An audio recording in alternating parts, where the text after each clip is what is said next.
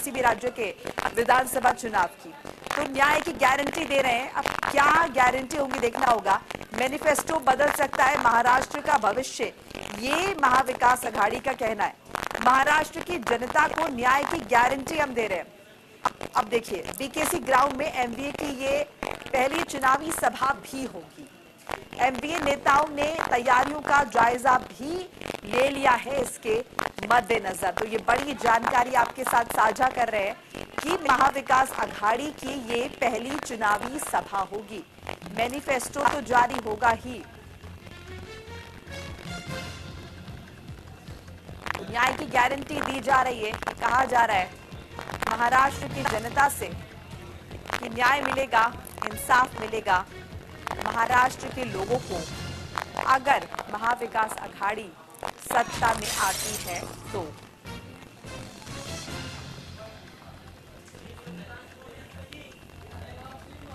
देखना होगा कि महाराष्ट्र की जनता को बदलाव चाहिए या फिर नहीं।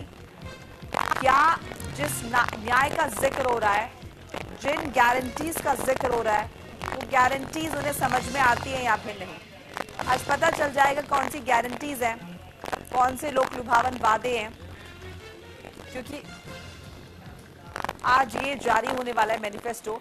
और देखिए, ज्यादा इंफॉर्मेशन के लिए हमारे साथ कंचन कनौदिया जुड़ चुकी है हमारी सहयोगी ग्राउंड जीरो से। कंचन, क्या कुछ जानकारी? बड़ा दिन है, महाराष्ट्र में जो चुनाव होने हैं उसके लिए महाविकास आघाड़ी का मैनिफेस्टो आज जारी हो रहा है। एक बार फिर से न्याय की बात हो रही है, गारंटी की बात हो रही है।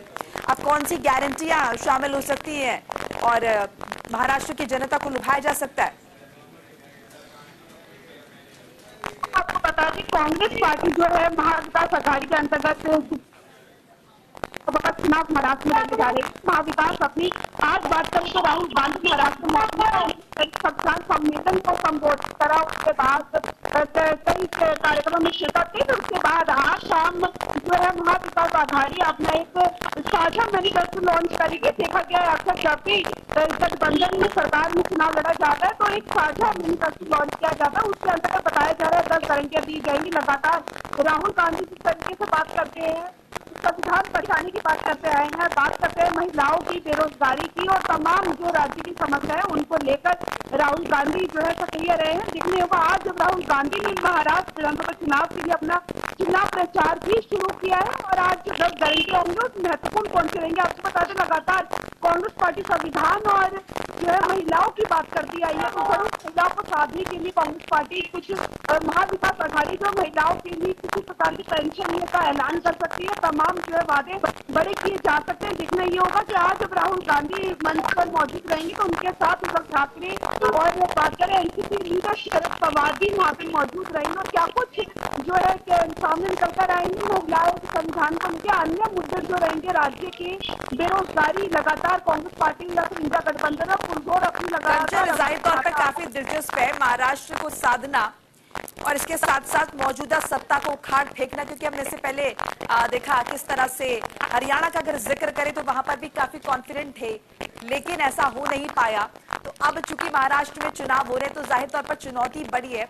ऐसे में क्या कुछ कहेंगे, चूंकि ये भी जिस तरह से आप जिक्र करिए कि बीकेसी ग्राउंड में एनडीए की पहली चुनावी सभा होगी, तो मैनिफेस्टो जारी हो रहा है, लेकिन साथ साथ जनता को वीकनेस भी बतानी है, ये भी बताना है कि मौजूदा सत्ता ने क्या नहीं किया है आपके लिए।